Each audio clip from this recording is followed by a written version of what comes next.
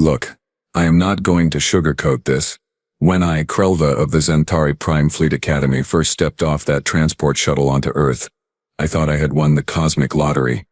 You know, the kind of assignment where you show up, flex a little, collect your passing grade, and head back home with another medal to pin on your already crowded chest. Yeah, I was that guy. The kind of cadet who had never met a challenge I could not dominate, never faced an obstacle I could not leap over with my naturally superior Zentari physiology, 3 meters tall, built like what humans would call a brick house, with 4 arms that could bench press a small vehicle. My people had conquered 17 star systems before humans had even figured out how to make fire without rubbing sticks together. So when the Galactic Military Exchange Program assigned me and 49 other elite cadets from various species to complete a rotation at the human training facility on Earth, well, let us just say I was not exactly shaking in my boots. Actually, I was laughing. We all were. The transport shuttle, a massive Velcron-class carrier, descended through Earth's atmosphere with all the grace of a drunk Bulgarian at a zero-gravity wedding. I stood near the viewport with my squad mates, watching this little blue and green marble grow large. Vonix, a gastropoid from the Slime Nebula region, oozed up beside me, his translucent body rippling with what I had learned to recognize as amusement. Tell me again why we are doing this. Vonix gurgled, his voice bubbling through his speaking membrane. Human military training. They barely made it off their own planet 50 years ago. What could they possibly teach us? Beside him, Tyrene clicked her mandibles together in that irritating way insectoids do when they find something funny. She was Klaxian, all chitin and compound eyes, with 6 limbs that made her look like someone's nightmare came to life. I heard their gravity is ridiculous, she chittered. Like 1.0 or something absurd like that. 1.0. I scoffed, my vocal cords producing that deep rumble that made other species nervous. Zentari Prime is 1.3. I have been training in higher gravity since I hatched. This is going to be a vacation. Flicks. The crystalline from Refraction 7 chimed in with a sound like wind through glass bottles. My analysis suggests their atmospheric composition is primitive. Nitrogen, oxygen, trace elements. No methane, no sulfur. How do they even survive? We all had a good laugh at that. 49 cadets from 49 different worlds, each one of us representing the best of the best from our respective militaries. And here we were, being sent to train with the galactic equivalent of toddlers who had just learned to walk. The humans had been part of the Galactic Council for barely 2 generations. They had no telepathy, no natural armor, no claws, no venom, no size advantage. They were not even ambush predators, or had any notable physical advantages whatsoever. They were, by all accounts, hilariously average. The shuttle touched down at what the datapad called Fort Xerxes, somewhere in a desert region the humans referred to as Nevada. The rear hatch hissed open, and I got my first real blast of Earth air. Hot, dry, smelling of sand and something else I could not quite identify. Not unpleasant, just different. We filed out in formation because even though we were all secretly convinced this was going to be easy, we were still military cadets. Professional standards and all that. The spaceport was actually impressive for human construction. Clean lines, efficient design, clearly built with multiple species in mind given the varying sizes of doorways and facilities. And then I saw them. The humans. Oh, ancestors preserve me. They were tiny. I mean, I had seen humans before on holovids and in the council chambers, but seeing them in person was something else entirely. The tallest one waiting for us on that tarmac barely came up to my chest. They looked soft, squishy, like someone had forgotten to install their exoskeletons. 2 arms, 2 legs, heads wobbling around on these thin little necks that looked like they would snap in a stiff breeze. Their skin was exposed. No scales, no fur, just this vulnerable flesh covered in these weird fabric coverings they called uniforms. I caught Vonix's eye and we both had to suppress our laughter. This was going to be easier than I thought. The human who stepped forward was wearing more decorations on his uniform than the others. Dark skin, close-cropped hair going gray at the temples, shoulders broad for a human but still comically narrow by my standards. His face was set in what I would later learn humans called a neutral expression, but his eyes, oh, his eyes were doing something else entirely. They were scanning us, measuring us, calculating something.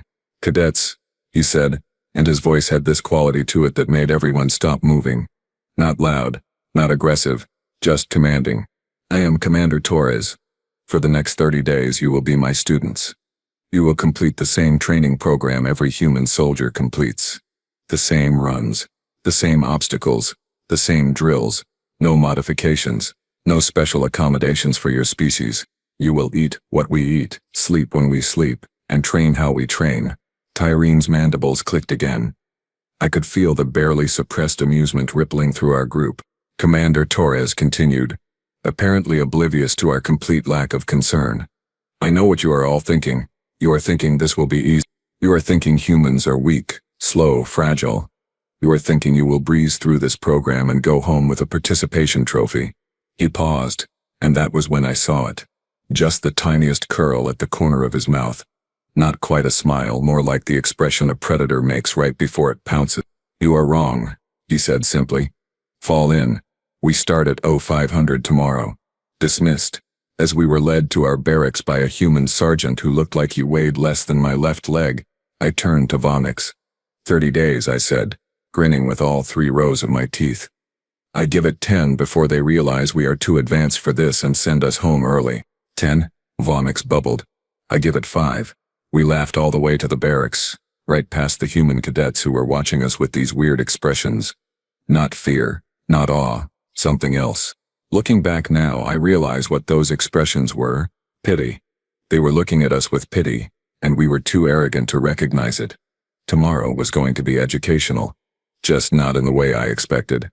The alarm went off at 0430, which was apparently human military speak for an ungodly hour that no sentient being should ever be awake. I rolled out of the specially reinforced bunk they had provided for my size, feeling pretty good about myself. 4 hours of sleep? Please. Xanthari warriors could function on 2 hours for weeks at a time. This was nothing. I stretched all 4 arms, cracked my neck, and prepared myself for whatever cute little exercises the humans had planned. Maybe some light jogging? A few push-ups? I had done 1,000 push-ups yesterday just to warm up for today. I was ready. What I was not ready for was gravity being a personal vendetta from the universe itself. Look, I know what you are thinking. Krelova, you idiot. You literally said yesterday that Earth's gravity was lower than Xanthari Prime. 1.0 versus 1.3. Basic math. Should be easier, right? Right. Wrong. So catastrophically, embarrassingly wrong. Because here is what nobody tells you about Earth gravity. It is not about the number. It is about the consistency. On Xanthari Prime, sure, we have higher gravity, but we evolved there. Our bodies are built for it, compensate for it, barely notice it. Earth gravity is different. It is like someone is constantly pressing down on every single part of your body at once all the time forever, and it does not let up, not even a little bit. I stepped outside for morning formation, and I swear every step felt like I was walking through wet concrete. My legs, these massive pillars of muscle that had carried me through every challenge the Academy threw at me, suddenly felt heavy. Not weak, just heavy, like someone had strapped weights to my ankles while I was sleeping. The human cadets were already in formation, standing at attention in neat little rows. They looked fresh, awake, comfortable. Meanwhile, I could see Vomix literally leaving a slime trail behind him because he was struggling to keep his mass cohesive in this gravity. Tyrene's wings were drooping, and Plix was making this high-pitched frequency that translated roughly to constant swearing in 7 different languages. Commander Torres appeared from nowhere, because apparently humans had also evolved the ability to teleport when no one was looking. Morning run, he announced cheerfully. Way too cheerfully for this hour. 10 kilometers. Easy pace. Let us see what you all can do. 10 kilometers. Easy pace. I almost laughed. 10 kilometers was nothing. I had run 50 kilometers in training back home. In higher gravity, I should mention. This was going to be a warm-up. We lined up at the starting point, 49 alien cadets, and about 30 human cadets. Commander Torres blew his whistle, and we were off. For the first kilometer, I felt great, strong, powerful, eating up ground with my long strides. I passed several human cadets easily, my forearms pumping in rhythm. Behind me, I could hear Tyrene's chittering laughter as she used all 6 limbs to scuttle along. Vomix was sliding across the ground with surprising speed. Plix was somehow rolling, his crystalline body catching the early morning light. By kilometer 2, things started feeling different. My breathing was heavier than it should be. Not gasping. Not yet, but definitely working harder than expected. The human cadets I had passed earlier were still right there beside me and not even breathing hard. Their little legs pumping away, faces calm like this was literally nothing to them. Kilometer 3. And I noticed something terrible. The humans were not slowing down. At all. Same pace, same breathing. Like they had just started. Meanwhile, my legs were starting to burn. Actually burn like someone had lit tiny fires in my muscle fibers. Vomix had fallen behind, his slime trail getting thinner as he struggled to maintain cohesion and forward momentum simultaneously. By kilometer 5, halfway through I was in trouble. Real trouble. My pride would not let me slow down, but my body was screaming at me to stop. The gravity that had seemed like a minor inconvenience was now a constant enemy, pulling at every part of me, making every step a battle. Sweat, actual sweat was pouring down my scales. I had not sweated during a run since I was a hatchling. The human cadets were still right there. Worse, they were talking, casually chatting with each other like they were out for a pleasant stroll. One of them, a female with her hair tied back, was literally discussing something called a movie she had watched last night. During a 10-kilometer run, while I was dying, kilometer 7, and I heard the first crack. Cadets, crystalline had pushed too hard and developed a stress fracture. He wobbled to a stop, making sounds of distress. 2 human cadets immediately broke formation to help him, supporting his weight and walking him back toward the base. They did this without even breathing hard, and then they ran back to catch up with the formation. They ran extra distance to help someone and still caught up. What the actual hell? Kilometer 8. Tyrene's Chetan was clicking in distress. Her 6 legs, which should have given her a massive advantage, were struggling. The problem, she gasped out between breaths, was that each leg had to fight gravity independently. 6 points of failure instead of 2. Her evolutionary advantage had become a liability. Kilometer 9 and Vomix just stopped. Completely stopped. His gelatinous body had lost so much moisture from the effort that he was in danger of solidifying. A human medic appeared, again from nowhere, with electrolyte solution specifically formulated for gastropods. How did they even have that ready? Kilometer 10. The final stretch. I could see the finish line. My vision was tunneling. My hearts were pounding like drums. All 4 of my arms felt like they weighed 1,000 kilograms each, but I was going to finish. I was Krelva of Zentari Prime and I did not quit. I crossed the line and immediately collapsed. Not gracefully, not strategically, just straight down like someone had cut my strings. I lay there gasping, while the desert sand pressed against my face, and I questioned every life choice that had led me to this moment. Commander Torres walked over, not even winded from running alongside us. "Good effort, Cadet Krelva," he said, and I could hear the smile in his voice even though I could not lift my head to see it. "That is just the warm-up. Breakfast in 30 minutes. Then we start actual physical training. Warm-up. Warm-up." That had been a warm-up. I managed to lift my head enough to see the human cadets stretching, laughing, heading off to the mess hall like they had just woken up from a nap. Fresh as morning flowers, as the humans would say. Meanwhile, 30 of the 49 alien cadets were on the ground in various states of distress. Medical teams were moving between us, checking vitals, administering aid. Tyrene crawled over to where I was lying. "This is impossible," she clicked weakly. "They are not even tired." "How are they not tired?" Plix, who had been brought back on a hover stretcher, chimed in with a sound like breaking glass. "My analysis was incorrect. Drastically incorrect. I require new data, and possibly a new skeletal structure." Vomix oozed up, looking significantly more solid after his electrolyte treatment. "They are built different," he gurgled. "We have advantage. Strength, speed, special abilities. They have, what is the word? Endurance. They just keep going. They do not stop." From somewhere behind us we heard Commander Torres' voice boom across the training ground. 30 minutes, cadets. Then we introduce you to the obstacle course. Oh, and fair warning, the obstacle course is where things get interesting. Interesting. He said interesting like it was a good thing. I lay there in the sand, my pride shattered into approximately 10,000 pieces, and realized something horrifying. We were not going to breeze through this. We were not even going to coast through this. We were going to suffer, and the humans, with their tiny frames and their fragile bodies and their complete lack of natural advantages, were going to watch us suffer with those same expressions they had worn yesterday. Pity. They had known. They had absolutely known, and they had not warned us because why would they? We would not have believed them anyway. I certainly would not. 25 minutes later, after forcing down something humans called oatmeal that tasted like punishment in bowl form, we assembled at the obstacle course, and when I saw what was waiting for us, I finally understood why Commander Torres had used the word interesting. It looked like someone had built a nightmare out of wood, rope, and sadism, then scattered it across 2 kilometers of desert terrain. This was going to hurt. The obstacle course stretched out before us like a monument to suffering. Walls that had to be climbed, ropes that had to be crossed, bars to swing from, tunnels to crawl through, and something called a tire run that looked deceptively simple, but I already knew was going to be a personal hell. Commander Torres stood at the starting line with a data pad, and that same expression that I was beginning to hate, not quite smiling, but definitely entertained. "The rules are simple," he said. "Complete the course. There is no time limit for today. We just want to see what you can. Humans first to demonstrate technique. Then you all get your turn." A human cadet stepped up to the line. His name tag read Martinez. He was maybe 1.7 meters tall, probably weighed 65 kilograms soaking wet.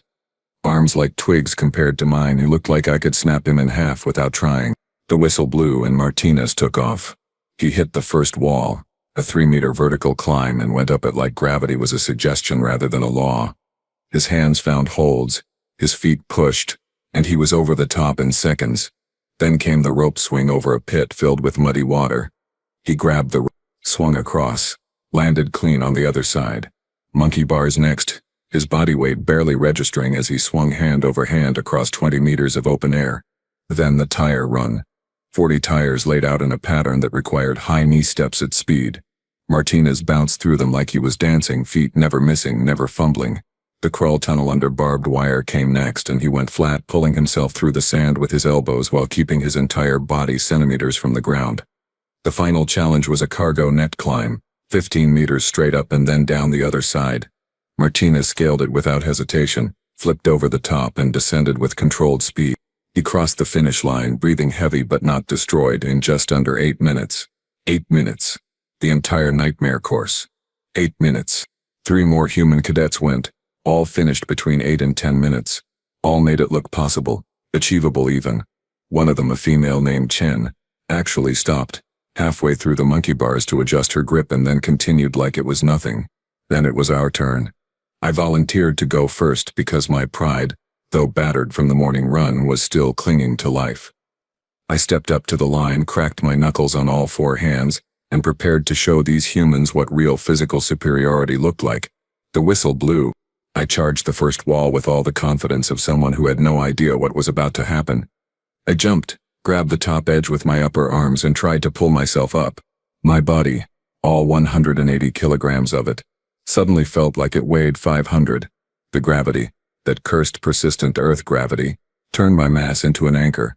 I got 1 arm over, then 2, my muscles screaming, and finally hauled myself to the top. Time elapsed. 45 seconds. Martinez had done it in 6. The rope swing looked simple enough. I grabbed the rope with all 4 arms, pushed off, and swung out over the pit. Except I had not accounted for momentum and mass. I swung out fine, but coming back down, the rope could not handle my weight combined with Earth's gravity. I heard a creaking sound, then a snap, and then I was falling straight into the muddy water below. I surfaced, spitting out mud that tasted like humiliation, while somewhere behind me I heard Tyrene's mandibles clicking in what was definitely laughter. A human instructor tossed me a new rope. "Try again, cadet. Less arms this time. 2 should do it." 2 arms. I had to use only 2 arms, negating one of my primary advantages. I tried again, made it across, emerged from the pit covered in mud and shame. The monkey bars were next, and this is where things got truly educational. See, monkey bars require you to swing your body weight between each bar. On Zenthari Prime, my mass worked in my favor with higher gravity giving me momentum. Here, each swing was a battle against Earth's pull. My shoulders started burning after the 3rd bar. By the 10th bar, my upper arms were shaking. By the 15th bar, I fell. Just dropped straight down onto the sand below, landing hard enough to knock the wind out of all 3 of my lungs. I lay there for a moment staring up at the Earth sky, wondering if it was too late to fake my own death and assume a new identity on a remote mining colony somewhere. Commander Torres appeared above me. "You good, cadet." "Define good," I wheezed. "Can you continue?" My pride, that stupid, stubborn thing, forced me to my feet. "Yes." The tire run destroyed what was left of my dignity. My feet, designed for Xanthari terrain, kept catching on the tire edges. I stumbled, recovered, stumbled again, nearly face-planted twice. Behind me, I could hear other cadets starting the course, and their struggles were somehow even worse than mine. Vomix had made it over the first wall by essentially oozing up and over it, but the rope swing was impossible for him. He had no hands, no way to grip. He tried to wrap his body around the rope and swing, but his mass distribution was all wrong. He ended up sliding down the rope into the mud pit and just stayed there, floating sadly on the surface like a defeated pool toy. Tyreen made it past the wall and the rope, but the monkey bars were a disaster. 6 limbs meant 6 points of coordination failure. She got tangled, literally tangled in her own legs, and hung there upside down until human instructors had to help her down. Clicks, bless his crystalline heart, shattered again on the tire run. Apparently, rapid directional changes plus his rigid molecular structure equaled stress fractures. He made it through 6 tires before cracking so badly that he had to be carried off on the hover stretcher again. I finished the course in 43 minutes. 43 minutes of pure suffering. I crossed the line and collapsed again, this time with no intention of getting up for several hours. Out of 49 alien cadets, only 12 finished the course that day. 12. The rest either injured themselves, gave up, or physically could not complete certain obstacles due to their biology. Meanwhile, every single human cadet finished. Every single one. As I lay there in the sand, too tired to even feel embarrassed anymore, Commander Torres called us all together. The alien cadets who could still move gathered around him in a sad little semicircle of defeated beings. The human cadets stood behind him, not gloating, just watching with that same patient expression. "You all want to know why this is so hard for you," Patari said. "It was not a question. You want to know why these humans, who look so weak and fragile, can do things that you cannot. So let me explain something about Earth." He gestured around at the desert, the sky, the base. Earth is a death world. We did not know this until we met other species and realized that most of you evolved on paradise planets, where food was abundant, predators were manageable, and survival was not a daily question. Earth was not like that. Earth tried to kill us constantly. Tyreen clicked a question. How? Torres actually smiled. "Let me count the ways. Predators that could smell us from kilometers away. Weather that could freeze us solid or cook us alive. Diseases that wiped out entire populations. Parasites. Venomous creatures. Food scarcity. And gravity. Constant, unrelenting gravity that forced us to develop the most efficient bipedal locomotion in the known galaxy just to survive." He paused, letting that sink in. "You all have advantages. Strength, speed, armor, extra limbs, special abilities. You needed those advantages to survive on your worlds. We had nothing. No claws, no venom, no armor, no size. So we developed something else. Endurance? Persistence? The ability to just keep going long after every other predator on our planet gave up." Vomix gurgled weakly from his position in the mud pit. "Persistence. Torres confirmed. Humans used to hunt prey by just following it. For hours, for days sometimes. We would track an animal, and it would run away. Faster than us. Stronger than us. And we would just follow. And follow. The animal would rest. And we would catch up. It would run again, and we would follow again. Eventually the prey would collapse from exhaustion, and we would walk up and finish it. We call it persistence hunt. We are not the fastest, not the strongest, but we absolutely refuse to stop." I felt something click in my brain. A realization that made all of this make terrible, horrible sense. "Your 10-kilometer run," I said slowly. "It was not training. That is just what you can do. Normally." Torres nodded. "Average human can run a marathon, 42 kilometers with minimal training. Good human runners can do ultramarathons, 160 kilometers or more. We are built for distance, not sprints. Built for endurance, not burst strength. This obstacle course, this tests every advantage Earth gave us. grip strength from climbing trees to escape predators, upper body strength from throwing weapons, flexibility from squeezing into caves and shelters, coordination from bipedal motion in varied terrain. He looked at each of us in turn. You came here thinking we were weak. You thought this would be easy. But you made a mistake. You judged us by how we look instead of what we can do. In combat, in survival, in any real challenge, that mistake gets you killed. The silence that followed was broken only by the sound of Plix's stress fractures settling and Vomix's sad bubbling. We start again tomorrow, Torres said. Same time, same course. You will keep trying until you can complete it. Not as fast as us. We do not expect that. But complete it you will. Because that is what this training is about. Not proving you are better than humans. Proving you are better than you were yesterday. He dismissed us and we limped, crawled, and oozed our way back to the barracks. I had come to Earth thinking I was going to teach humans a lesson. Instead, I had learned one. A painful, humbling, absolutely devastating lesson about assumptions, pride, and never underestimating an opponent based on appearance. Humans were not strong, despite their limitations. They were strong because of them. Earth had forged them in fire and gravity and endless struggle, and they had emerged as something terrifying, persistent, enduring, unbreakable. And me? I was just grateful tomorrow was only day 2. I had 28 more days to figure out how to survive training with the scariest species in the galaxy, the ones who looked harmless. Day 30 arrived with all the fanfare of a funeral dirge, which was fitting because the old version of me had definitely died somewhere around day 12. That was the day I finally completed the obstacle course in under 20 minutes, only to watch a human grandmother, an actual civilian grandmother visiting the base, complete it in 15 minutes while chatting on her communication device. That day had been particularly educational regarding the fragility of my ego. The alien cadets assembled at 0430 for the last time, and the difference between now and day 1 was staggering. We moved with purpose instead of arrogance. We stretched properly instead of showing off. We hydrated like our lives depended on it because we had learned, painfully, that they did. Vomix had lost 30% of his body mass and gained it back twice during training. He now moved with calculated efficiency instead of his previous sloppy oozing.